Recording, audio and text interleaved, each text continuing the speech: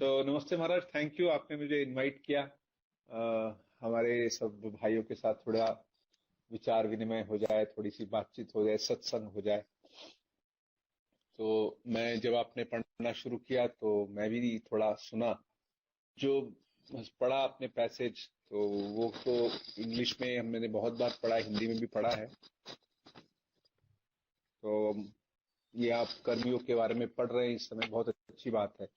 ये एक बहुत बड़ा एक सेवा कार्य है जो हो रहा है कि हमारे जो इंटरेस्टेड यंग लोग हैं वो स्वामी जी के विचारों को पढ़ रहे हैं, क्योंकि अक्सर जगहों पे जहाँ आवश्यकता है, जहाँ हमें यूथ को इसके लिए एक्सपोज करना चाहिए, वो नहीं हो पाता। तो आप कर रहे हैं, बहुत अच्छी बात है, बहुत ही सराहनीय है बात। और जहाँ तक ये प्रश्न है, हम जो आज का पैसेज पढ़ा है उसके ऊपर कुछ विचार करेंगे। तो आपने स्वामी विवेकानंद के कर्मयोग किताब जो है, छोटी सी किताब है, लगभग 8 लेक्चर हैं स्वामी जी के इंग्लिश में। और ये जो लेक्चर है उन्होंने अमेरिका में दिए थे, अमेरिका या इंग्लैंड में दिए थे। और बाद में जब इनको पब्लिश किया गया था तो एक अलग ढंग से पब्लिश किया गया था। उनका स्वामी जी के जो लेक्चर थे, 4 जो थे वो बिगिनर्स के लिए थे और 4 जो थे वो एडवांस्ड के लिए थे। बाद में उनको एक अलग रीति से जोड़ा गया, और वो भी स्वामी जी की परमिशन से ही किया गया था। उनका जो ओरिजिनल स्कीम है वो और एक बड़ी किताब है, उसमें वो दी हुई है। मेरी लुई बोक नाम की जो एक महिला हुई है, जिन्होंने स्वामी जी के पाश्चात्य देश के भ्रमण के ऊपर एक बड़ा ही बृहद ग्रंथ लिखा है, 6 वॉल्यूम का। उसमें उसके एक वॉल्यूम में उन्होंने स्वामी जी के इस कर्मयोग के लेक्चर के बारे में जो ओरिजिनल स्कीम थी वो दी हुई है। आप वो देख सकते हैं, पहले कौन कौन से बिगिनर्स के लिए है और कौन से एडवांस के लिए है। हम कर्मयोग के बारे में जब बात करते हैं तो हमने जो स्पेशली जो आज पढ़ा है, ये जहां तक मुझे समझ आता है, स्वामी जी ने कर्म को लेके जो एक विवेचना की है कि कर्म होता क्या है और कर्म का हमारे पर क्या प्रभाव पड़ता है, ये एक बड़ी ही मौलिक तरीके से उन्होंने विवेचना की है।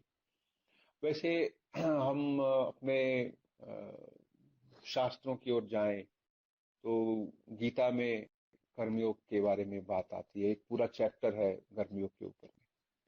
उसी तरह कर्म के बारे में बात आती है, जो पूर्व मीमांसा नाम का एक दर्शन का एक हिस्सा है, उसमें भी आती है बहुत कर्म के बारे में, कर्म की मीमांसा। और उपनिषदों में भी कहीं कहीं कर्म के बारे में उल्लेख आता है। तो अब जो हम एक साधारण इच्छुक साधक व्यक्ति है, वो इनको किस दृष्टि से दे सकता है, विशेषकर आजकल की इस परिस्थितियों में। तो इसके प्रारंभ में जब स्वामी जी ने कर्म की इंट्रोड्यूस किया है तो उन्होंने एक बात कही है कि कर्म शब्द का अर्थ होता है करना। और उन्होंने कर्म शब्द का जो मूल है वो संस्कृत के धातु क्री से निकाला है, जो शब्द बहुत शब्द सत्य है। क्री मतलब करना। तो कोई भी काम जब हम करते हैं तो वो कर्म है। तो कर्म तो हर कोई कर रहा है, तो इस दृष्टि से देखें तो हम इसको अगर हम कर्म योग ना कह के जीवन योग कह दे तो भी तो ठीक है। कैसे हम हमारा जीवन इस पे आधारित है, कर्मों पर ही आधारित है। कोई भी व्यक्ति बिना कर्मों के तो रह नहीं सकता। हमारा शरीर और मन तो बना ही कर्म करने के लिए। और कर्म का त्याग जो जिसकी बात आती है, तो इसका अर्थ क्या है, तो ये बातें लेके कुछ हम चर्चा करेंगे। तो कर्मयोग जो है वो एक प्रकार का योग है। योग अर्थात एक तरीका है, एक रास्ता है। हमारे शास्त्रों में भगवान तक पहुंचने के रास्ते को योग कहा गया है। जो हम कर्मों के सहारे जब करते हैं तो उसको कर्मयोग कहते हैं। जब हमारे भक्ति में, जब भक्ति के द्वारा हम भगवान तक पहुंचने की कोशिश करते हैं तो उसे भक्ति योग कहा गया है। तो कर्म जो है वो हमारे जीवन का आधार है। चाहे हम कोई एम्प्लॉयमेंट में हो या ना हो, लेकिन कर्म तो है जीवन में। होता है, कोई लोग कहते हैं भी आजकल क्या काम कर रहे हो जी, आजकल तो बेरोजगार हूँ। बेरोजगार हो सकता है, लेकिन कर्म तो कर रहे हो ना कुछ ना कुछ। सोचना, उठना, बैठना, खाना, जीवन के निर्वाह के लिए जो कुछ भी करना है वो सब कर्म के अंदर ही आता है। लेकिन कर्म का जो एक बृहत रूप है तब है जब वो हमारी इच्छाओं से जुड़ता है। तो हमारी इच्छाओं में जैसे स्वामी जी के उस पैसेज को जो आप पढ़ रहे थे, तो उसमें था कि कैसे स्वामी जी कहते हैं कि कुछ लोग काम करते हैं नाम यश के लिए, कुछ लोग इसलिए काम करते हैं कि जाने के बाद, उनकी मृत्यु के बाद लोग उन्हें स्मरण रखेंगे, उनके लिए कोई स्मारक बना देंगे। तो कुछ लोग प्रसिद्ध होने के लिए कर्म करते हैं, कुछ लोग पैसे के लिए कर्म करते हैं, कुछ लोग वो उनके बारे में स्मरण किया जाए तो उसके लिए करते हैं। अलग अलग अगर देखें तो किए जाते हैं कर्म। और हमारे एक जो महानारायण उपनिषद है, उसमें एक जगह आता है कि मनुष्य कर्म करता है। अक्सर हम कर्म करते हैं जो 3 चीजों के लिए होते हैं। एक तो होता है कि व्यक्ति वित्त के लिए, पैसे के लिए कर्म करता है। दूसरा है वो अपने परिवार के लिए कर्म करता है। और तीसरा है कि वो प्रसिद्ध होने के लिए या फिर किसी अच्छे लोक की प्राप्ति के लिए कर्म करता है। अच्छे लोक मतलब जैसे कुछ सोचते हैं हम स्वर्ग लोक जाएंगे, जो व्यक्ति की मृत्यु हो जाएगी तो दूसरे लोक में जाएगा, तो उसके लिए जाने के लिए तुमको कुछ शक्ति चाहिए, तो वो शक्ति कर्मों से आती है। तो इस जन्म में अच्छी तरह से हम बच्चे कर्म करें जिससे कि स्वर्ग तक जाए। तो ये 3 प्रकार के दिशाएं होती हैं जिनमें हमारी एफर्ट्स लगती हैं। इसको संस्कृत में ऐषणा त्रय भी कहते हैं। ऐषणा अर्थात इच्छा।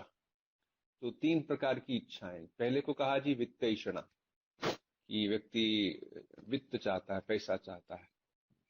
दूसरा जो अपने परिवार के लिए पुत्र ऐषणा, पुत्र चाहता है, ये विवाह से संतान जो होती है उसमें वो उसको लगता है कि मेरा मैं जीवन में मेरे को याद रखा जाएगा, मेरे मरने के बाद मेरी वंश चलता रहेगा इत्यादि।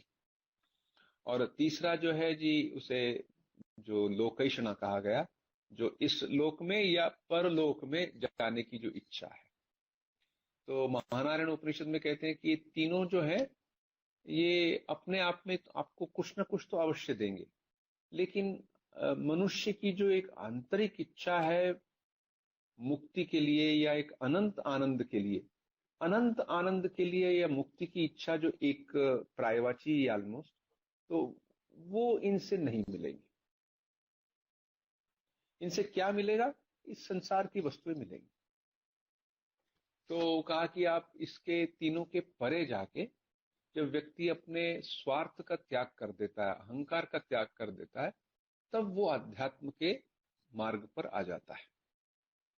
तो पहले तो वो इन चीजों में ही खोजता रहता है। तो ये इसको जीवन के 2 पड़ावों में से पहला पड़ाव माना गया। इसे कहा गया है कि ये प्रवृत्ति मार्ग है, कि जिसमें व्यक्ति पुत्र ऐषणा, वित्त ऐषणा, लोक ऐषणा, इन 3 ऐषणाओं का, 3 इच्छाओं की खोज कर रहा है। देखो ना, तुम कितनी भी चीजें ले लो इस संसार में, कितनी तरह की इच्छाएं हैं, कितने तरह के भोगों की सामग्री है। आजकल आप इंटरनेट पे देख सकते हैं क्या क्या लोग खाने के ऊपर वीडियो बनाते हैं, या फिर कहाँ ट्रैवल करना है, या फिर कुछ गंदी वीडियोस भी बनती हैं। इन सब के पीछे जो जितनी भी इच्छाओं को हम देखें तो इन 3 इच्छाओं में वो कहीं ना कहीं वो फिट हो जाती है। तो इन 3 इच्छाओं को जो इसके पीछे भाग रहा है उसको कहते हैं कि वो प्रवृत्ति मार्ग का है। वो जो उसका मार्ग है वो प्रवृत्त होने के लिए, किस चीज में प्रवृत्त होने के लिए, उसको स्वामी जी ने इंग्लिश में एक जगह सेंट्रीपीटल एंड सेंट्रीफ्यूगल फोर्सेस के नाम से भी कहा है। सेंट्रीपीटल मतलब जो सेंटर की ओर जा रहा है। तो सेंटर क्या है कि बोले मैं, अहंकार और मेरा शरीर, मेरा मन, ये इसकी ओर जो जा रहा है उसको कहा जी ये प्रवृत्ति मार्ग है। अच्छा, इसकी ओर जाना क्या खराब है? खराब और अच्छे का प्रश्न नहीं है। जिसकी ओर जा रहा है क्या वो अनंत है? क्या शरीर अनंत है?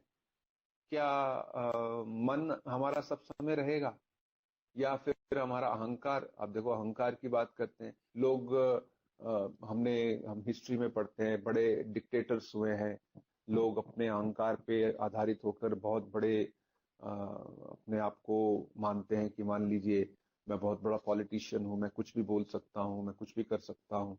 और वही व्यक्ति बाद में ऐसे भूले जाते हैं जैसे कभी कोई रहा ही नहीं है, उस व्यक्ति का, उस नाम का कोई व्यक्ति रहा ही नहीं था ही नहीं। तो देखो, ये जो एक भ्रम है, इस भ्रम से कि इसमें एक अनंत सुख है, इस भ्रम से जब व्यक्ति जागृत होता है तब वो कर्म योग के रास्ते पर आता है। तो वो ठीक ठीक जब उसके मन में वो एक जिसे इंग्लिश में कहते हैं स्पिरिचुअल अवेकनिंग होती है, उसके मन में एक आध्यात्मिक स्फुरणीकरण होता है, तब वो सोचता है कि कर्म से जो जितनी चीजें मिलने वाली है ये तो क्षण भंगुर है। हाँ, मतलब वो क्षण का अलग अलग डेफिनेशन हो सकता है।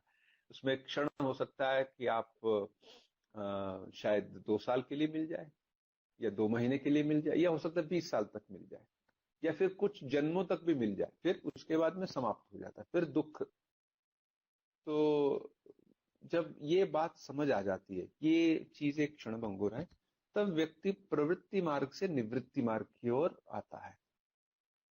निवृत्ति मार्ग में भी दो है, एक तो सन्यास का मार्ग है, और दूसरा है कि सन्यास का मार्ग नहीं, वो सबके लिए नहीं है। थियोरेटिकली ठीक है, कोई भी सन्यासी हो सकता है, लेकिन प्रैक्टिकली सब सन्यासी नहीं बन पाते, वो सबके लिए संभव नहीं। तो जो आप संसार में रहकर भी निवृत्ति का, एक निवृत्ति मार्ग का अपना एक तरीका खोज सकते हैं, रह सकते हैं, उसी में आनंद आता है। बहुत से लोगों को ये समझने में मुश्किल होती है। वो सोचते हैं कि निवृत्ति मार्ग मतलब हम सन्यासी ही होना है। अब सन्यासी होना सबके लिए संभव नहीं है। सदगृहस्थ होता है व्यक्ति, और या फिर अच्छा जीवन अपना जी रहा होता है, इसमें समाज में वो सेवा करता है, वो अपना भी भरण पोषण करता है, दूसरों की भी सहायता करता है। तो ये जब एक कर्मयोग का ये वाले रास्ते पे जब वो आ जाता है, तब उसका जो कर्म है वो धीरे धीरे कर्म जो है वो योग के रूप में परिवर्तित हो जाता है। और जब योग के रूप में परिवर्तित है, उसके विशेषता दो तरीके बताए गए हैं। कर्मयोग के दो तरीके बताए, एक तो ज्ञान मिश्रित कर्म और एक है भक्ति मिश्रित कर्म। ज्ञान मिश्रित कर्म अर्थात कि व्यक्ति अपने आप को ज्ञान में स्थित करता है। ज्ञान शब्द है वो एक बड़ा ही परिभाषिक शब्द है। उसमें ये नहीं कि कुछ भी जान लेना ज्ञान हो गया। नॉलेज जिसको कहते हैं, मेरे को बहुत नॉलेज है या उसको बहुत नॉलेज है, इसको इसको ज्ञान नहीं कहा जाता इस परिभाषिक शब्द में। इसका अर्थ है कि मैं आत्मा हूं, मैं चैतन्य हूं, बाकी सब कुछ जो है वो प्रकृति से हो रहा है, मैं सिर्फ इसको देख रहा हूं। इसको ज्ञान मिश्रित कर्म कहते हैं, ज्ञान मिश्रित कर्म योग कहेंगे। ये सबके लिए इतना संभव नहीं होता, क्योंकि इसमें सब समय एक तो बुद्धि जागृत होनी चाहिए, वो उस समय का एक संज्ञान बना रहना चाहिए। तो जो उससे सरल है और जो बड़ा ही माननीय है, बड़ा ही स्वीकार्य है, वो है कि भक्ति मिश्रित कर्म, कि मैं जो भी कार्य कर रहा हूं मैं अपने भगवान के लिए कर रहा हूं। जो भगवान है उसको चाहे मैं माता का रूप दूं, पिता का रूप दूं, या फिर वो मेरे सखा हैं, या वो मेरे मालिक हैं, मैं उनके लिए कर रहा हूं। तो जब इस दृष्टि से किया जाता है, तो ये भक्ति मिश्रित जो कर्म होता है, इससे व्यक्ति धीरे धीरे अपने मन को पवित्र करता है। गीता में आता है, योगिनः कर्म कुर्वन्ति संगम त्यक्त्वा आत्मशुद्धये। आत्म की शुद्धि के लिए कर्मयोगी अपना काम करता है। तो वो संसार से भाग के किसी जगह ध्यान के लिए नहीं चला जाता, वो संसार में रह के ही अपने कर्मों को, एक तो सदकर्म करता है, वो अच्छे कर्म करता है, और साथ में अच्छे कर्मों को भी बड़े ही अनासक्त रूप से करता है कि मैं इसे भगवान के सेवा में अर्पित कर रहा हूं। तो ये कर्म योग का जो है मूल बात तो ये है। बाकी स्वामी जी ने इसको कहा कि कैसे इसका प्रभाव हमारे चरित्र पर पड़ता है। आप जानते हैं कि जो चरित्र होता है वो मनुष्य का जो उसका जितनी भी उसके संस्कार होते हैं, संस्कारों का एक सम टोटल होता है। और अगर उसके संस्कार अच्छे हैं तो उसका चरित्र अच्छा है, और संस्कार अगर इतने अच्छे नहीं है तो चरित्र में भी वो अच्छाई नहीं दिखाई देती। तो हमें सब समय अच्छे चरित्र बनाने का प्रयास करना चाहिए। अच्छे चरित्र का जो आधार होता है वो अच्छा विचार होता है। विचारों से कर्म उत्पन्न होते हैं, कर्मों से संस्कार उत्पन्न होते हैं। तो ये कुछ बातें हैं कर्मयोग के बारे में। आप इस किताब को पढ़ रहे हैं, आप पढ़ते जाइए। मुझे बहुत विश्वास है कि आप उसको रेगुलरली अगर आप पढ़ते रहेंगे तो आपके जीवन में एक नया रास्ता दिखाई देगा। देखिए, मैं ये कोई आपको सम्मानना कहने के लिए बात नहीं कह रहा। मैं एक बार गोवा गया था बहुत साल पहले। तो गोवा में हमारा एक आश्रम है। गोवा में हम लोग अक्सर सोचते हैं कि ज्यादा क्रिश्चियंस हैं, ऐसा नहीं है। वहाँ 65% तो हिंदू है जो हो। तो वहाँ एक भक्त मुझे बता रहे थे कि हम स्वामी जी की किताबें, उस समय तो हमारा आश्रम बना नहीं था, बोले हम स्वामी जी की कुछ किताबें ले जाते हैं, जो हमारा रामकृष्ण विवेकानंद साहित्य है, हम इसको सेल के लिए ले जाते हैं। तो कभी कभी कुछ चर्चेस में भी लेके गए। चर्चेस में मतलब उनका कोई स्कूल होगा, स्कूल में चले गए इत्यादि। तो बोले एक जगह हम गए थे तो कुछ लोग आए, उसमें से वो कुछ क्रिश्चियंस भी थे। उसमें से एक क्रिश्चियन एक कर्मयोग की किताब लेके गए, फिर बाद में आके बताने लगे, अरे ये तो चीज थी जिसे हम खोज रहे थे जीवन में। हमारे फादर लोग जो है हमको ये चीजें बताते ही नहीं कि यही दिस इज कॉल्ड स्पिरिचुअलिटी। तो अब हमको बहुत अच्छा लग रहा है, ये किताब हमको मिल गई है। अब हमें एक रास्ता कि हमें जीवन में कैसे जीना है, क्योंकि सबके पास ना ये प्रश्न बार बार आएगा कि जीवन का लक्ष्य क्या है, जीवन का अर्थ क्या है, हम क्यों ये सब कर रहे हैं, जो भी कर रहे हैं। तो वो यही जब स्वामी जी की किताब पढ़ेंगे तब क्लियर होता है धीरे धीरे, ये हम सब कर रहे हैं अंततः मन की शुद्धि के लिए, मन की पवित्रता के लिए। और कर्म का जो कर्म से प्राप्त होने वाली जितनी भी चीजें हैं वो अपने आप में हमारा लक्ष्य नहीं है, वो मानो एक बाई प्रोडक्ट हो सकता है। मेन प्रोडक्ट जो है वो चित्त की शुद्धि है। तो इस बात को आप मन में रख के आप जो भी कार्य करते हैं, इसको एज ए प्रैक्टिस शुरू करना है। तो जैसे आप आश्रम में आए, आश्रम में कुछ सेवा की, तो बड़े निस्वार्थ भाव से, सुंदर भाव से सेवा की, तो ये एक कर्मयोग हो गया। आश्रम में ना भी आके आपने जहाँ आप काम करते हैं, जहाँ पढ़ाई करते हैं, वहां पे उसी परिस्थिति में किसी की सहायता की बिना किसी अपेक्षा के, तो वो भी अपने आप में एक कर्मयोग हो जाता है। तो इसी तरह हम धीरे धीरे कर्म के रास्ते पर, कर्मयोग के रास्ते पर आगे बढ़ते हैं। तो ये थी कुछ बातें तो मैंने कहा आपके साथ शेयर कर लूं। और मेरे को आपने बुलाया कुछ बातों को शेयर करने के लिए, बहुत बहुत धन्यवाद। धन्यवाद महाराज, आपका बहुत बहुत। अभी हम कुछ क्वेश्चंस ले लें हाँ इसी जो आपने बात करी इसी से संबंधित। हाँ ठीक है। कुछ कोई क्वेश्चन करना चाहता है?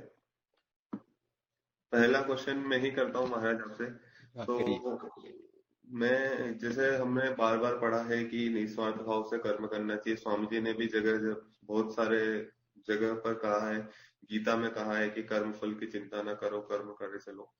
तो उस निस्वार्थता के भाव को, या जो कर्म हम कर रहे हैं उसके लिए कुछ बिना कुछ अपेक्षा रखे, तो वो भाव का जो मतलब उस भाव के रास्ते पर जाने के लिए पहला कदम, या फिर उस रास्ते पर आगे कैसे बढ़ना होगा, उसके लिए क्या करना चाहिए प्रायोरिटीज पे? अच्छा। तो निस्वार्थता का ये एक आपने बड़ा अच्छा प्रश्न किया कि निस्वार्थता को कैसे आगे बढ़ाएं। आप मान लीजिए निस्वार्थ काम करने के लिए हम अक्सर सोचते हैं, बहुत से लोग कहते हैं कि हमारे पास तो कुछ संसाधन नहीं है, हम कैसे निस्वार्थ। वो सोचते हैं कि निस्वार्थता एक विशेष एक्टिविटी है, कि मान लीजिए कोई कहे कि मैं सेवा करना चाहता हूं, तो सेवा करने के लिए कुछ धनराशि इत्यादि चाहिए, मेरे पास तो कुछ है नहीं, तो इसलिए मैं निस्वार्थ काम तो कर ही नहीं सकता। ऐसा तो नहीं है। आप जब भी दूसरों की सुविधा के लिए, दूसरों की भलाई के लिए कोई भी कार्य करते हैं, चाहे उसमें धनराशि लगे या न लगे, तो निस्वार्थता होती है। मान लीजिए आप पहले जिसके कहते हैं ना, एक व्यक्ति he should be A gentleman, वो एक व्यक्ति सज्जन बन जाए, तो वो भी एक प्रकार की निस्वार्थता है। जैसे एक हमारे स्वामी जी वो कहा करते थे, मान लो आप एक टॉयलेट में, पब्लिक टॉयलेट यूज करने के लिए गए, आपने यूज किया, अब उसके बाद में यूज करके उसके ऊपर पानी डाला, जिससे कि जो व्यक्ति आगे आए उसको वो साफ सुथरा मिले, ये भी एक प्रकार की निस्वार्थता है।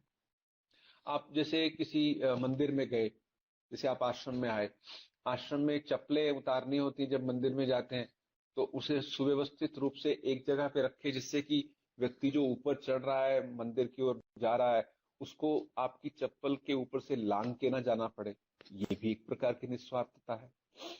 सो निस्वार्थता जो है, हम दूसरों के सुख सुविधाओं को मन में रख के जब अपने जीवन में थोड़ा थोड़ा परिवर्तन लाना शुरू कर देते हैं, तो उसमें फिर उसी स्तर से हम आगे बढ़ते जाते हैं।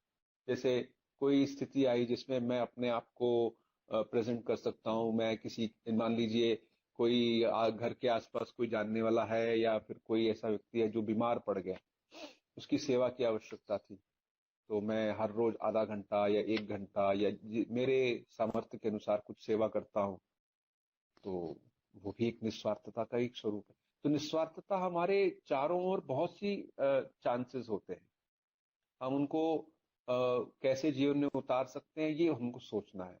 इसको इंग्लिश में एक बड़ा सुंदर वाक्य में कहा गया है, कीपिंग अदर्स वेलफेयर फर्स्ट, मतलब दूसरों की जो उनके लिए जो अच्छाई करनी है, उनके लिए जो काम करना है, वो आपको मन में रखना, वो निस्वार्थता का पहला स्टेप होता जी महाराज, धन्यवाद। इसमें मैं एक क्वेश्चन और करना चाहूंगा कि जैसे हम भक्ति योग की बात करते हैं या कोई एक नॉर्मल काम, जैसे हम हमारा ध्येय वाक्य है रामकृष्ण मिशन का, उसमें भी बात करें कि आत्मनो मोक्षार्थ जगत हिताय च, है। तो ठीक। उसमें भी हम अगर कुछ सत्कार्य कर रहे हैं तो मन में कभी जैसा भाव रहता है कि हाँ, मुझे, मैं जो भी अगला जो भी लोक मिले, मुक्ति का लोक मिले या आत्मा की मुक्ति हो, तो वो स्वार्थ के पैराग्राफ में या स्वार्थ की टैगलाइन के अंदर आता है क्या?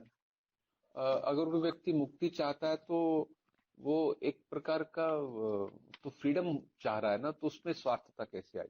हाँ, उसमें लग सकता है कि जैसे ठाकुर ने कहा है, श्री रामकृष्ण देव बड़ा सुंदर कहते हैं कि यद्यपि जो स्वीट होती है, जो मिठाई होती है, तो खाने से अम्ल या एसिडिटी हो सकती है, लेकिन मान लीजिए आप मिश्री खाते हैं, तो है तो वो भी स्वीट, लेकिन उससे वो नहीं होती।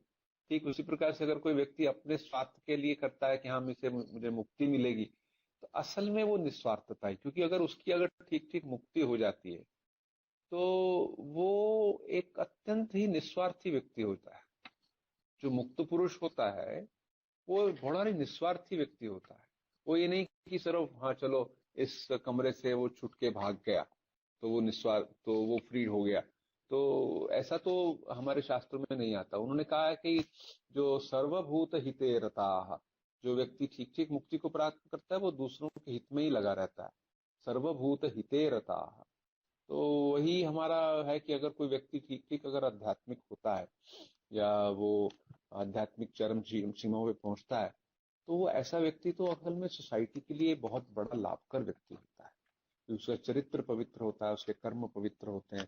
तो बाहर से लग सकता है कि वो थोड़ा सिर्फ अपनी मुक्ति की बात कर रहा है, लेकिन अगर उसकी गहराइयों में जाए तो लगता है, तब पता चलता है कि नहीं, जो मुक्त पुरुष होता है वो दूसरों के लिए, चाहे वो उसकी फैमिली हो या सोसाइटी हो, उन सब के लिए एक बहुत बड़ा वरदान सिद्ध होता है। तो अंततः इसको और क्लियर करने के लिए स्वामी जी ने फिर आत्मनो मोक्षार्थम जगत हिताय की बात कही। जी महाराज, धन्यवाद। और कोई कुछ क्वेश्चन करना चाहेगा? देखिए, प्रश्न करने वाले दो ही होते हैं, या तो जिन्हें पूरी तरह से समझ आ गया हो, या फिर किसी को कुछ समझ नहीं आया शिवम। तो हमारे मित्र में से जी, हमारे साथ आशीष भैया। जी आशीष भैया। प्रणाम महाराज जी। नमस्ते भाई। महाराज जी, मैं ये जानना चाह रहा था, कर्म और कर्तव्य में क्या अंतर है? हाँ, बहुत अच्छा प्रश्न। कर्तव्य जो है उसमें एक करणीय होता है। कर्म तो कुछ भी कर्म हो सकता है, कर्तव्य में करणीय होता है, मतलब मुझे ये इस परिस्थिति में ये करना चाहिए। ये कर्तव्य जो होता है वो आपके जीवन के किस स्थान पे है उस पर निर्भर करता है। कि मान लीजिए एक व्यक्ति जब कर्तव्य निर्धारण होता है तो उसका स्टेटस भी बड़ा इंपॉर्टेंट होता है। मान लीजिए एक व्यक्ति है, वो कहता है कि उसकी घर में कोई बीमार है, तो उसका स्टेटस क्या है? क्या वो वहां का उन परिवार का लड़का है या फिर वहां पे ऐसे ही आके रह रहा है? अगर वो लड़का है तो उसका कर्तव्य बनता है कि वो सेवा करे। तो करणीय तब वहीं से उत्पन्न होता है। अच्छा, कौन सा चीजें करणीय है, कौन सा अकरणीय है, इसको लेके तो बहुत चर्चा होती है। स्वामी जी इसी कर्मयोग में अपने एक लेक्चर में कहते हैं कि हम कहते हैं कि क्या करणीय है, कि जो हमारे ग्रंथों में लिखा है वो करणीय है, वो कर्तव्य है। अच्छा, हमारा तो ग्रंथों में तो बहुत मतभेद है। मान लो एक व्यक्ति हिंदू है तो उसके ग्रंथों में एक तरह का लिखा है, मुस्लिम है तो उसका और कुछ तरह लिखा है, क्रिश्चियन है तो कुछ और तरह का लिखा है। तो फिर हमें कौन सी चीजें माननी चाहिए? और एक स्वामी जी बात कहते हैं कि कोई चीज जो करणीय है, जो कर्तव्य है एक स्थिति में, वही दूसरी स्थिति में शायद वो कर्तव्य नहीं है। जैसे कि एक व्यक्ति कहे कि जब वो बॉर्डर पे है, एक पाकिस्तान या चाइना या किसी भी देश के बॉर्डर में है, वो मिलिट्री में है और उसको वहां पे तैनात किया गया है, तो ये उसकी ड्यूटी है कि वो दूसरा कोई व्यक्ति वहां से आए तो वो उसको रिपल्स करे, क्योंकि उसे अपने देश की सुरक्षा बहुत महत्वपूर्ण है। तो उस समय वो कर्तव्य है। और उस कर्तव्य में अगर वो किसी का गोली चलाता है और किसी की मृत्यु भी हो जाती है, तो कहा जाता है ये कर्तव्य है, उसको उसने अच्छा ही किया। और हम उसको शायद गैलेंट्री अवार्ड या पद्मश्री या उस तरह की कोई चीज भी दे सकते हैं कि उसने बहुत अच्छा काम किया है, कि उसने दुश्मन को वहां भगाया। लेकिन वही व्यक्ति अगर वही पिस्तौल लेके सड़कों पर घूमने लगे और या किसी उसके हाथ से पिस्तौल चल जाए, तो वो हो सकता है उसको जेल में डाल दिया जाए। तो पिस्तौल तो वही थी, व्यक्ति भी वही था, लेकिन किस उद्देश्य से किया गया वो काम वो अलग था। वहां पे जो किया गया वो देश की सुरक्षा के लिए, और यहाँ पे वो बड़ा ही बिना किसी जिम्मेदारी से उसने काम किया। उसने वो सोसाइटी के लिए एक प्रकार की एक धमकी है, एक थ्रेट है, तो उसको जेल में डाल दिया जाता है। सो करणीय क्या होता है, अकरणीय क्या होता है, ये बहुत बड़ा प्रश्न है। स्वामी जी ने सिर्फ एक लाइन में इसका उत्तर दिया फाइनली, कि जिससे जो निस्वार्थ है, जिससे कि व्यक्ति आध्यात्मिक जीवन में आगे बढ़ता है, वो करणीय है। That is our duty. Duty मतलब जो हमें भगवान की ओर ले जाए वो ड्यूटी है, जो भगवान से दूर ले जाए वो अपने आप में हमें करणीय नहीं है। और अगले क्वेश्चन जी मुकेश महाराज जी, भैया। मेरा एक क्वेश्चन था। जी मैं कुछ दिनों से उस क्वेश्चन को कहीं ना कहीं सर्च कर रहा हूँ, पर अभी तक मैं पूरी तरह संतुष्ट नहीं हो पाया हूँ। ठीक है। जैसे हम लोग कर्म करते हैं, कर्म के बंधन को काटने के लिए, अपने आप को पवित्र करने के लिए, जैसा कि आप बताए, ठीक है। लेकिन जैसा अभी आशीष भैया ने भी पूछा कि कर्तव्य, कहीं न कहीं हमारा जो कर्म है, कर्तव्य है, उसे करने के दौरान हमको ऐसा प्रतीत होता है कि वो कर्तव्य है जिसके लिए हम लोग अधीन हैं। जैसे हम लोग अपना जॉब करते हैं, उसमें हमारा जो कर्तव्य है उसको पूरा करने में कहीं ना कहीं हम लोग उल्टे बंधन में पड़ रहे हैं। मैं समझ नहीं पा रहा हूँ कि मैं बंधन में दिन ब दिन और ज्यादा बंधन में पड़ रहा हूँ, या फिर मैं बंधन को काटता जा रहा हूँ, वो जो कर्म कर रहा हूँ। आप बंधन किसको कहते हैं? महाराज जी, यदि ऐसा कोई कर्म है जो जॉब में, जो कि जिसके पीछे हम लोग कह सकते हैं कि कोई व्यक्ति ने कुछ गलत किया है, उस गलत को पकड़ने का मेरा दायित्व है, मेरा जो जॉब है, वो एक कंपनी के प्रति मैं जॉब करता हूँ या फिर किसी XYZ मेरे ऑफिस के प्रति मैं काम करता हूँ, कुछ भी कोई गलत करता है तो उसे पकड़ने के लिए काम करता हूँ। बट क्या है कि उसे पकड़ना मेरे लिए सत्य की राह पे चलना और बिल्कुल ऑनेस्ट होके पकड़ना, सही सही बता के पकड़ना, वो पॉसिबल नहीं हो पाता। जो तरीका उसने अपनाया उसी तरीके से मुझे पकड़ना पड़ता है। मतलब उसने असत्य का साथ लिया है और कुछ फ्रॉड करने की कोशिश करी, मुझे भी उसे पकड़ने के लिए फ्रॉड करना पड़ता है। मतलब झूठ का सहारा लेना पड़ता है, तभी जाके वो पकड़ में आता है। तो कहीं ना कहीं मैं अपने कंपनी के लिए या अपने जो जॉब प्रोफाइल के लिए मैं वहां पे ईमानदार हूँ। मुझे पता है कि मेरा कर्तव्य है कि उसे उस व्यक्ति को पकड़ना है। ठीक है, लेकिन तरीका जो मेरा होता है वो गलत होता है। जैसा उसने फ्रॉड करने के लिए जो तरीके अपनाए थे वही तरीके मुझे अपनाने पड़ते हैं उसको पकड़ने के लिए। ठीक है, उसी की तरह जो माइंडसेट उसका रहता है उसी की तरह सोच के मुझे उसको पकड़ना होता है। तो कहीं ना कहीं लगता है कि मैं सत्य की राह पे चढ़ के उसको पकड़ नहीं पा रहा हूँ। मुझे उसी का सहारा, उसी का तरीका, लेकिन हाँ ऑलमोस्ट काम मेरा ये है कि उसको पकड़ना है मुझे। तो क्या मैं कंफ्यूज्ड हूँ? क्या मैं कर्म के बंधन को और ज्यादा बढ़ा रहा हूँ या फिर उसे काटने की कोशिश कर? ये थोड़ा पेचीदा प्रश्न है, पेचीदा सिचुएशन है। एक बात है, देखिए, हो सकता है आपके मन में जो निवृत्ति की भावना है वो भी अभी पूरी रूप से जागृत नहीं हुई, या हो रही है, या हाफ हो चुकी है निवृत्ति की भावना। अब लेकिन आप है जगत में, प्रवृत्ति जगत में है, कहीं ना तो कहीं झूठ का कहीं सहारा ना लेना कहीं, पड़ता हाँ, कहीं ना कहीं फिर आपको लगता है। तो अगर वो आपकी जो भावना बहुत स्ट्रांग हो जाएगी, तब हो सकता है आपका जीवन में एक बहुत बड़ा परिवर्तन आ जाएगा। लेकिन अभी जितना भी है, वैसे तो व्यवहारिक दृष्टि से देखें तो इस बात को लेके चाणक्य ने अपनी नीति में बहुत कुछ कहा है। चाणक्य नीति जो है वो एक प्रकार का मैनेजमेंट टूल है। उसमें उन्होंने कैसे कहा है कि पहले माने जाते थे कि चाणक्य नीति मतलब कुछ व्यक्ति ऐसे ही घुमा फिरा के बात करे। ऐसा नहीं है। आजकल तो चाणक्य के जो 2 या 3 ग्रंथ हैं, अर्थ नीति है, दंड नीति है, तो उसको काफी लोग पढ़ते हैं, मैनेजमेंट किताब से के रूप में ही पढ़ा जाता है। तो वो भी एक प्रकार का कर्मयोग का ही हिस्सा है कि जिसमें कि आप राजनीति है, जैसे राज को किसी चीज को चलाना है, दंड नीति है।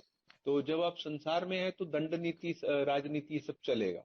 लेकिन वही प्रश्न है कि अगर आप पूर्ण रूप से एक आध्यात्मिक जीवन भी पूर्ण रूप से जीना चाहते हैं, तब तो इससे निकलना पड़ेगा। लेकिन अभी हम इतना ही कर सकते हैं, हमारी गिवन सिचुएशन में इतना ही हमारे में संभव है। तो आप अपना जो ये कार्य करते रहिए ऑनेस्टली, और भगवान से प्रार्थना करें कि प्रभु, मैं ये ऑनेस्टली कर रहा हूँ, ये तुमको मैं ऑफर करता हूँ, है, मुझे ऐसी स्थिति में मत डालो कि मैं कोई ऐसा कार्य करूं जिसमें असत्य हो या असत्य का सहारा मुझे ज्यादा लेना पड़े।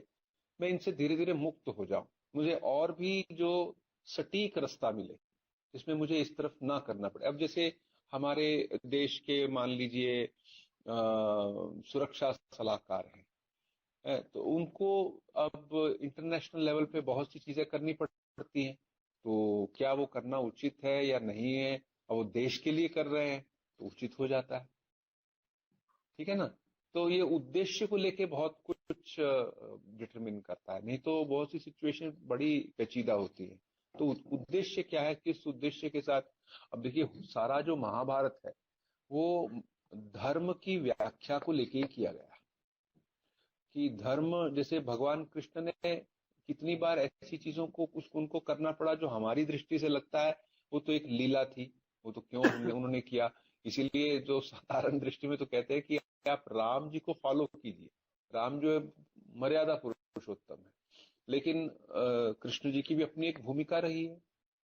उन ना अगर वो करते तो जो हम इतना गीता को उपदेश भी ना पाते, ये महाभारत की लड़ाई फिर अधर्म की ओर चली जाती। तो उन्होंने धर्म को ठीक करने के लिए बहुत सी ऐसी चीजों को किया जो हमारे परिप्रेक्ष्य में लग सकती है उन्होंने क्यों किया, लेकिन उनको करना उचित था, क्योंकि वो उसी चीज का सहारा लेके उनको आगे बढ़ना था। तो ये जो आपका जो प्रश्न है ना, थोड़ा सा पेचीदा है। तो मैं इतना ही कहूंगा कि जितना हो सके सत्य का ही सहारा लीजिए, जितना हो सके अपनी इंटेंशंस ठीक रखिए पूरी, मेरी इंटेंशन क्या है, और अपने जीवन का लक्ष्य आप निर्धारित कर लीजिए कि ये मेरे जीवन का लक्ष्य है अंततः। तो जिससे बहुजन सुखाय बहुजन हिताय बात हो, वो ही करते रहिए। महाराज जी, बंकी महाराज अधिकतर कहते हैं कि विषय को हम जितनी गहराई से समझेंगे उतना ही हम उसे जीवन में मतलब कार्य रूप में परिणत कर पाएंगे, उन विचारों को अपना पाएंगे। तो हम पढ़ तो काफी लेते हैं, लेकिन उन्हें प्रैक्टिकली जीवन में उतारने में वो जो एक तरीका होता है, एक दृष्टा भाव जो होता है, तो मतलब किस तरीके से हम ये आसानी से बड़ी बड़ी चीजें पढ़ लेते हैं, लेकिन किस तरीके से हम कर्म में उन्हें यूज उन विचारों को कर सके, या दृष्टा भाव को एक मतलब दृष्टा भाव अपना सके, थोड़ा सरल शब्दों में ऐसे। देखो, ये जो दृष्टा भाव है, तुम ज्ञान मिश्रित कर्मयोग की बात कर रहे हो। जब ज्ञान मिश्रित कर्मयोग की बात करते हो तो उसी को दृष्टा भाव कहते हैं ना, जिसकी मैं दृष्टा हूं, आत्मा के रूप में सब कुछ देख रहा हूं। ये सरल नहीं है, ये अपने आप में काफी चैलेंजिंग है। इसके लिए आपको अलग से थोड़ा सा वेदांत की थोड़ी स्टडी कीजिए और अपने आप को देखिए कि आप इसके पूर्ण रूप से कर्म करने में सक्षम है कि नहीं। तो अपने आप में पढ़ना कुछ खराब नहीं है, पढ़ना एक पहला स्टेप होता है। हाँ, पढ़ने के बाद उसको हमको जीवन में उसमें परिणत करना है। ये करने के लिए एक मार्ग है, उसकी तो बात होती है ना, पहले श्रवण है, फिर मनन है, फिर निधिध्यास है। उसके ऊपर हम गहराई सोचते रहिए, उसके करते करते वो अवश्य हमारे कर्मों के रूप में परिणत हो जाता है। हाँ, बहुत कुछ जान लिया लेकिन उसको जीवन में नहीं उतारा। क्यों नहीं उतारा? क्योंकि लगा कि उसको उतारना इतना महत्वपूर्ण नहीं था, या फिर लगता था कि महत्वपूर्ण है लेकिन हमने जितना उसके लिए सैक्रिफाइस करना चाहिए था वो सैक्रिफाइस करने के लिए हम तैयार नहीं है।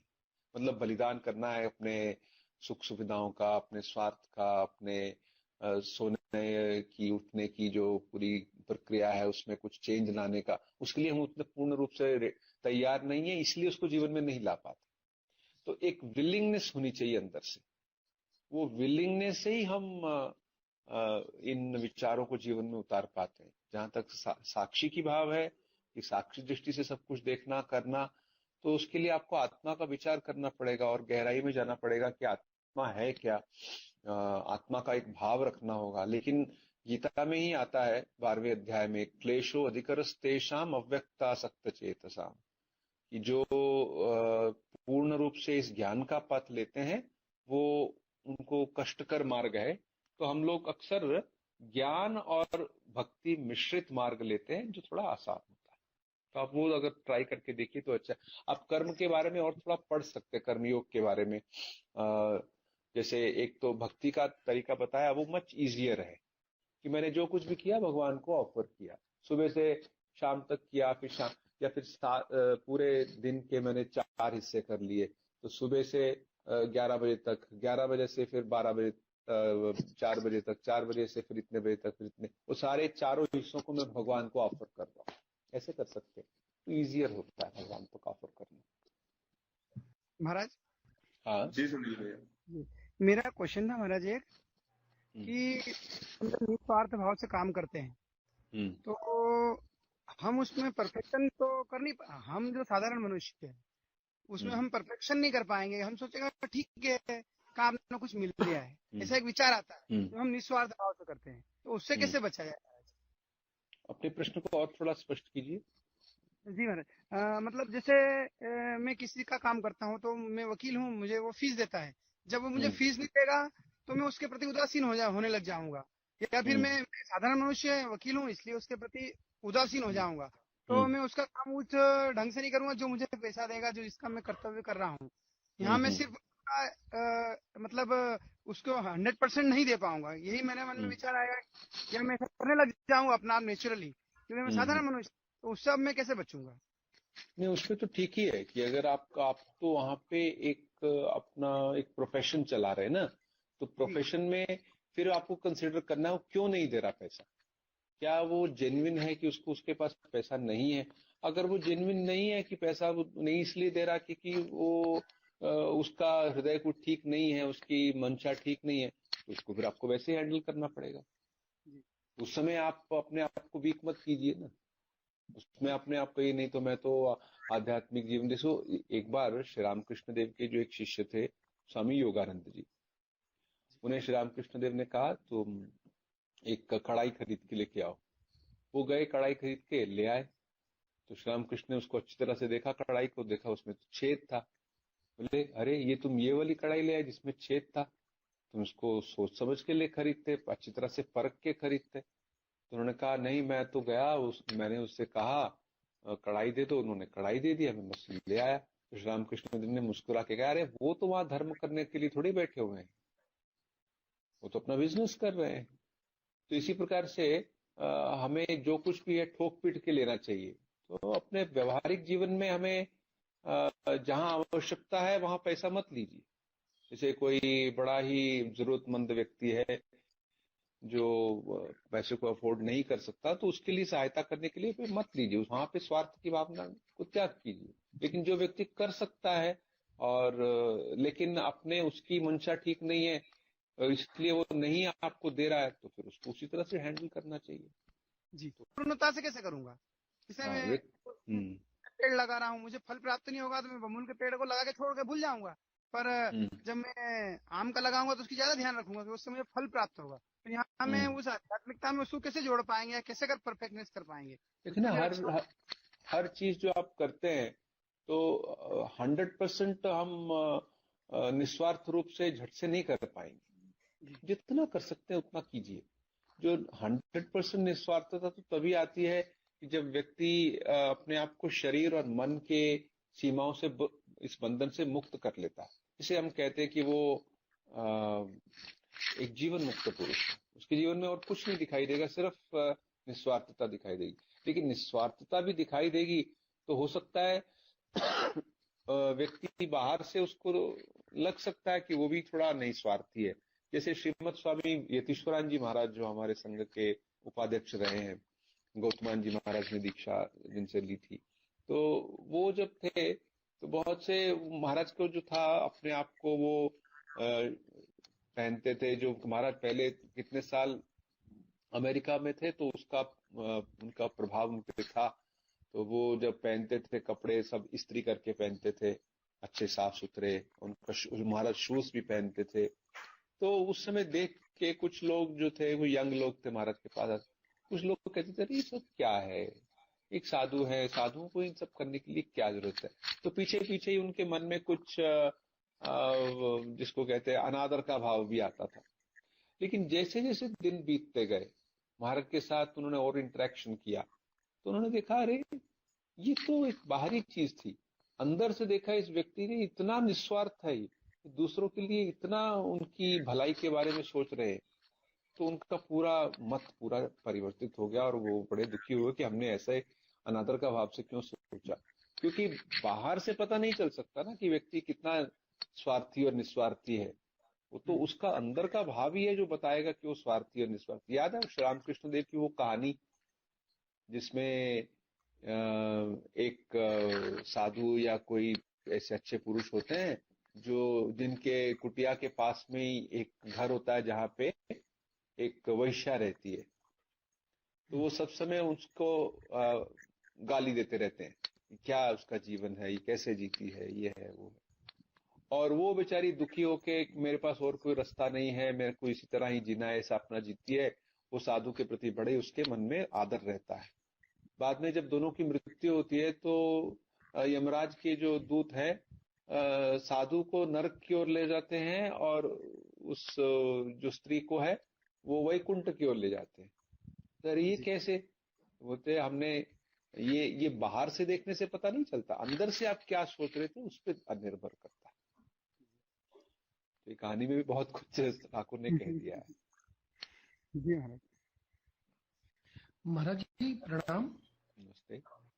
महाराज जी, हम भारतवर्ष की तुलना एक करें अमेरिका या जापान से। स्वामी जी प्रेरित करते थे कि वो लोग कर्म शायद पवित्र ना हो। क्या हम भारतवासी, स्वामी ने तो कहा है हमें उसके लिए प्रयास भी करना चाहिए, तो कहीं ऐसा तो नहीं है कि वहां पर भी निश्चित ही बहुत ही बड़े कर्मयोगी भी हैं जो बिल्कुल कर्म के लिए ही कर्म कर रहे हैं? अवश्य हो सकते, क्यों नहीं हो सकते। उनके उनके जीवन में भी उस तरह की वो पवित्रता आ गई हो जो सिर्फ दूसरों की भलाई के बारे में ही सोच रहे। कर्मयोगी का जो स्थान है सिर्फ भारत थोड़ी है, तो कहीं भी कर सकते हैं। तो एक सार्वभौमिक सत्य है, सार्वभौमिक इसकी एप्लीकेशन भी हो सकती है जी।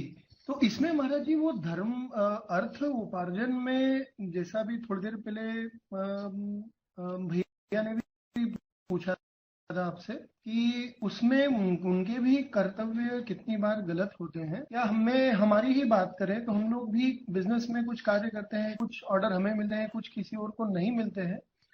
तो जब वो बिजनेस हमें मिलता है, किसी और को नहीं मिलता, तो वो भी तो कर्म, उसके मन की दुख और हमारा भी मन में कि हमने उसे दुखित करा, उसके हिस्से का बिजनेस शायद हमने ले लिया, ये भी हमें बाधित करता होगा फिर। हाँ, इसको लेके भी स्वामी जी ने कर्मयोग में एक सुंदर बात कही है। उन्होंने कहा है कि इस संसार में परफेक्शन जिसको कहते हैं कि सब चीज एक समान है, ये संभव नहीं है। अब जैसे उसका उदाहरण स्वामी जी कहते जैसे मैं बोल रहा हूं, जब बोल रहा हूं मैं कोई अच्छी बात बोल रहा हूं, मैं कोई सत्संग की बात बोल रहा हूं, भगवान की बात बोल रहा हूं, पवित्र जीवन की बात बोल रहा हूं, लेकिन बोलते बोलते मेरे मुंह में जो मुझे नहीं दिखाई दे रहे ऐसे छोटे कुछ माइक्रोब्स हैं जो मर रहे हैं। और मान लो जो इन माइक्रोब्स को बोलने की शक्ति होती तो वो कहते हमसे, अरे ये कैसा व्यक्ति है जो जिसके बोलने के कारण हमारी मृत्यु होती जा रही है। तो वो आपसे बड़े अप्रसन्न होंगे, ये आप क्यों कर रहे हैं। तो आप ऐसा कोई भी कार्य नहीं सोच सकते कि उसमें किसी ना किसी प्रकार से किसी को कुछ छोटी मोटी हिंसा ना होती हो। हिंसा वेरी हमारे जीवन के इस तथ्य में कि हम जी रहे हैं, इसमें ही हिंसा है। लेकिन हम सांस ले रहे हैं, ये भी एक प्रकार की हिंसा है। अब हमारे पास घर है, इसका अर्थ है किसी के पास घर नहीं है। आप एक खाना खा रहे हैं, तो ऐसे कितने लोग हैं जिनके मुंह से वो खाना निकाला गया है, अर्थात उनके पास पैसा नहीं था, वो नहीं खरीद सके। तो परफेक्शन 100% नहीं पॉसिबल इस संसार में। स्वामी जी कहते हैं कि परफेक्शन अगर वो सेमनेस है, वो एक प्रकार की समरसता अगर हम देखेंगे तो एक प्रकार की मृत्यु है। इसमें किसी प्रकार की कोई ना किसी प्रकार का अभाव है, ना कोई प्राचुर्यता है। तो हमें जीवन की इस तथ्य को एक्सेप्ट कर लेना है कि हमारे कार्य में कुछ ना कुछ हिंसा, कुछ ना कुछ गलती रहेगी। गीता के 18वें अध्याय में भगवान कहते हैं कि जैसे अग्नि के साथ धुआं रहता है, वैसे ही सब कार्यों के साथ कुछ ना कुछ ऐसी चीज रहती है। जैसे मैं आपको एक उदाहरण देता हूँ। एक बार मैं जब मद्रास में था तो मद्रास आईआईटी में क्लास के लिए जाता था, संडे मॉर्निंग के लिए। मैं जब जाता था ऑटो रिक्शा में, हमारे साथ कुछ वॉलंटियर सब मिलके जाते थे, वो मेरे को लेने के लिए आ जाते थे, तो उसी में चले जाता था। तो हम ऑटो रिक्शा गए, तो मद्रास सिटी है, आश्रम से हमारे महिलापुर आश्रम से आईआईटी लगभग 6 किलोमीटर है। तो रास्ता है ठीक है, लेकिन भीड़ भड़का है, ये है वो। हम जैसे ही आईआईटी के अंदर प्रवेश किए तो ऑटो रिक्शा वाला दंग रह गया। उसने देखा, अरे इतनी हरी भरी जगह है, ये बहुत बड़ी जगह है, वो कोई लगभग 600 एकड़ की जगह है। तो दोनों ओर देखने लगा और वहां पे जंगल जैसा है, सुंदरता है। तो फिर वो बड़ा दुखी होकर कहने लगा, हरे राम, इतनी खाली जगह पड़ी है, यहाँ पे लोग मकान क्यों नहीं बना देते। हम लोगों के पास मकान नहीं है, तो ये मकान हमको दे देते। तो देखिए ना, अब उसके सोचने की दृष्टि से आईआईटी अपने आप में एक गलत जगह है, क्योंकि ये मकान नहीं बना रहे। तो सब चीजें हम अपनी दृष्टि से देखने लग पड़े, तो ये तो गलत हो जाएगा। अब जैसे बड़ा स्टेडियम बनता है, या कोई बड़ा सिनेमा हॉल या स्टेज या इस तरह कोई कल्चरल सेंटर बनता है, उसकी भी क्या आवश्यकता है। तो इसी तरह हर जगह कुछ ना कुछ ऐसा साइड में होता है जो लगता है कि हाँ इससे ये एक प्रकार की हिंसा या एक प्रकार का ये हानि हमको हो रही है, लेकिन ऐसा होता नहीं, संसार का नियम ही ऐसा है, कुछ ना कुछ तो रहेगा। हाँ, to the best of our capacity हम किसी से कोई बेईमानी नहीं कर रहे, इतना ही हम कर सकते हैं। जी धन्यवाद महाराज जी। हेलो शुभम जी। हेलो हाँ जी कहिए। हेलो हाँ हेलो। जी जी, हम सुन पा रहे हैं आपको। हाँ महाराज जी, एक बात बताइए, किसी और के कर्मों की सजा किसी और को क्यों मिल जाती है? ऐसा तो नहीं होता। सर ऐसा होता है? किसी हमको नहीं पता होता कि हमारे कर्म कल किस रूप से आएंगे। ये जो कर्मों का एक मैट्रिक्स होता है, ये हाँ। बड़ा गहरा होता है। ये कहाँ से निकला और कहाँ से खत्म हुआ, इसको कहना बड़ा मुश्किल होता है। गहना कर्मणो गति ही, गीता में भी आता है।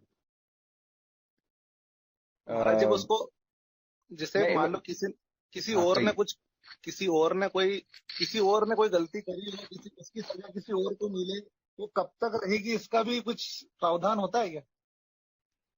अब देखो ना, जब कर्म खत्म होते हैं तो कर्म खत्म होते हैं, बस इतना ही है। जब हमारे प्रारब्ध कर्म खत्म होते हैं तो बस खत्म हो जाते हैं। हाँ, ये चूंकि हम सब इकट्ठे रहते हैं, हमारा जो कर्म होता है वो दूसरों को प्रभावित करता है और दूसरा कर्म हमारे पे प्रभावित करते हैं, एक दूसरे को हम प्रभावित करते हैं। लेकिन ये भी है कि उसमें हमारा एक पर्सनल, हमने कितना उसमें अपने आप को कोई डिसीजन लिया, ये भी एक बड़ी इंपॉर्टेंट बात होती है। जैसे श्री रामकृष्ण देव एक बात कहते हैं ना कि एक व्यक्ति कोई श्राद्ध का सेरेमनी था उसका, वो श्राद्ध के लिए भोज रखा हुआ था, तो हो रहा था, तो एक व्यक्ति जो जल्लाद था वो आया, वो भी खा के चला गया।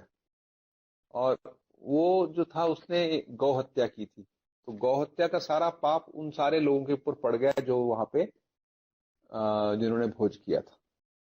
तो श्री रामकृष्ण देव कहते हैं कि कर्मों का जो संसार होता है, इसमें एक दूसरे के ऊपर में कैसे प्रभाव पड़ सकता है ये कहना बड़ा मुश्किल है, लेकिन होता अवश्य है।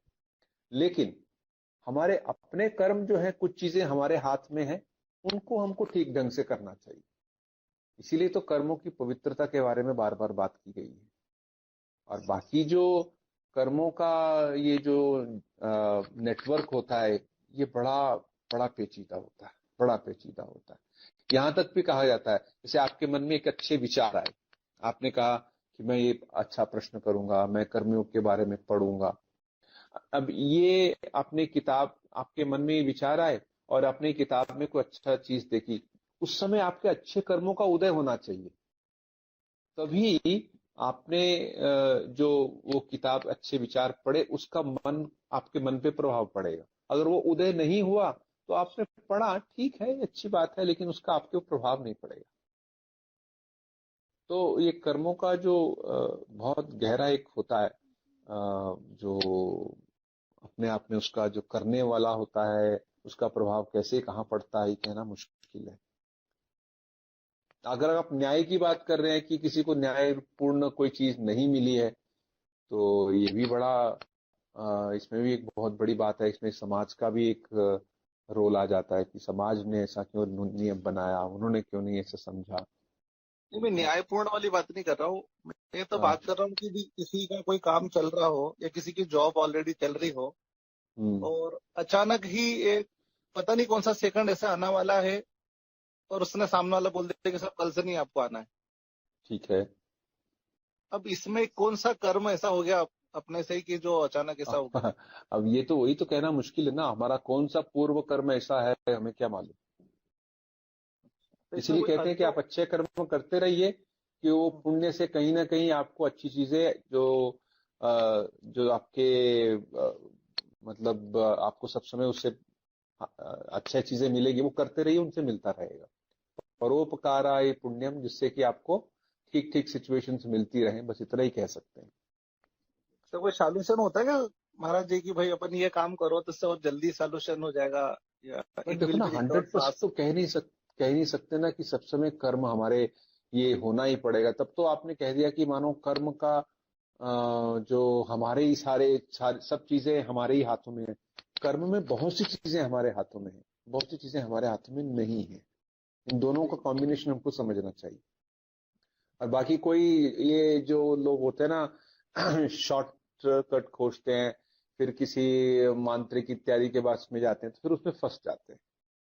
तो वो सब रास्ते पे मत जाइए, बस अपना अच्छा काम करते रहिए, अच्छे विचार करते रहिए। हो सकता है हमें कुछ समय के लिए कुछ कष्ट भी सहना पड़े, और वो भी कर्म का ही तो एक रास्ता ही है ना, को भी तो उसका ही एक पार्ट है ना।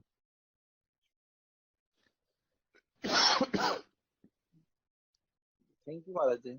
हाँ भाई, नमस्ते महाराज जी। एक प्रश्न, हम ईश्वर पूजा के लिए पुष्प लेते हैं, तो उस समय लेते हुए भी हम तो कर्म कर रहे हैं जो उससे हानि हो रही है सृष्टि की।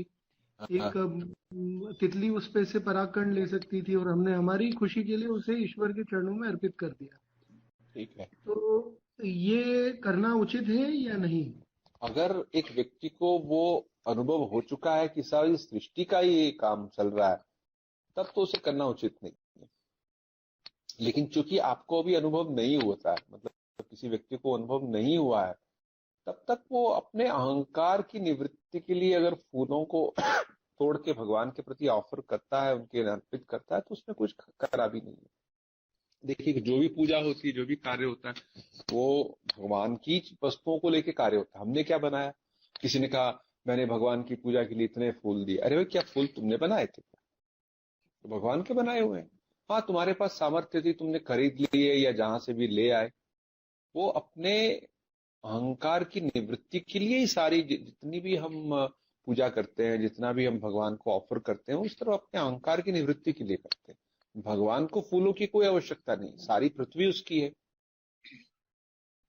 ठीक है ना। श्री रामकृष्ण देव के जीवन में उदाहरण आता है ना कि उन्होंने एक बार वो फूल तोड़ने के लिए गए तो देखा, अरे ये सारे के सारे जो फूल हैं ये क्यों तोड़े? ये तो सारी मान लो एक विराट की पूजा हो रही है।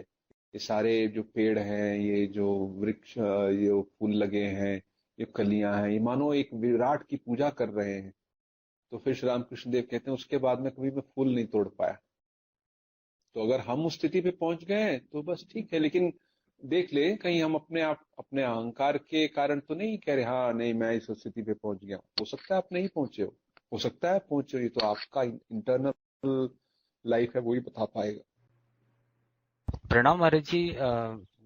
मेरा प्रश्न था कि कर्म करते समय नियति को स्वीकार करना चाहिए क्या? कभी कभी ऐसे एग्जाम्पल्स आते हैं कि हमको ये हमारे अधिक प्रयास बिल्कुल असफल हो जाते हैं और हमको ही मानना पड़ जाता है कि हाँ ये तो ईश्वर इच्छा ही है और हमको स्वीकार करना पड़ता है इसको। तो क्या ये सही है? मतलब क्या सब समय हमारा प्रयास ही हमारे कर्मों का फल लाता है, या फिर कोई ईश्वर इच्छा भी होती है जिससे कि और हमको वहां पे रुक जाना चाहिए? ये तो आता है, ये कि ईश्वर इच्छा तो है ही, इसमें किसी प्रकार का कोई आप संदेह मत रखिए। गीता के 18वें अध्याय में भगवान कृष्ण यही कहते हैं कि दैवात्र पंचमम, पहली 4 चीजें वो बताते हैं कि कोई भी कार्य होना हो तो उसमें कर्ता की आवश्यकता है, कर्ण की आवश्यकता है, फिर उसमें चेष्टा है, वो उसकी आवश्यकता है, और फिर वो अंत में कहते हैं कि इनके साथ साथ उस देवता की भी आवश्यकता है जिसकी कृपा से कार्य संभव होता है। दैवात्र पंचमम, तो ये तो कुछ है कि कुछ ना कुछ एक दैवी शक्ति होती है, जिसको इंग्लिश में आजकल हम एक्स फैक्टर कह देते हैं, क्योंकि भगवान की बात नहीं करते हैं, बोलते थे एक्स फैक्टर हो गया। लेकिन ईश्वर इच्छा से ही सब कुछ संभव होता है। और जो हमारे संत महात्मा हैं वो तो कहते हैं कि संसार का एक पत्ता भी उनकी इच्छा के बिना नहीं हिलता। वो तो इतनी दूर तक की बात कह रहे हैं। तो अगर पत्ते की बात करें तो हमारा जीवन में तो बहुत चीजें हैं जो उनकी इच्छा से हो, लेकिन उन्होंने हमको कुछ एक फ्रीडम दे रखी है। भगवान ने हमको कुछ कर्म करने का अधिकार दे रखा है, सोचने का एक छोटी सी फ्री विल दे रखी है। तो वो उसको हमें यूज करना है, जिसका एक एग्जाम्पल श्री रामकृष्ण देव कहते हैं कि एक गाय को चरने के लिए छोड़ा हुआ है, लेकिन उसका जो रस्सी बंधी है उसके गले से, वो खूंटे से बंधी है, उतना उसको रास्ता मिला हुआ है, इतना वो जाके चर सकती है। लेकिन अक्सर उतना भी नहीं चरते, तो जितनी फ्रीडम मिली है उस फ्रीडम को हम यूज करते हैं, लेकिन उसके बाद में हम कहीं ना कहीं बंधे होते हैं। ओम शांति शांति शांति। हरि ओम तत्सत। श्री राम कृष्णार्पणमस्तु।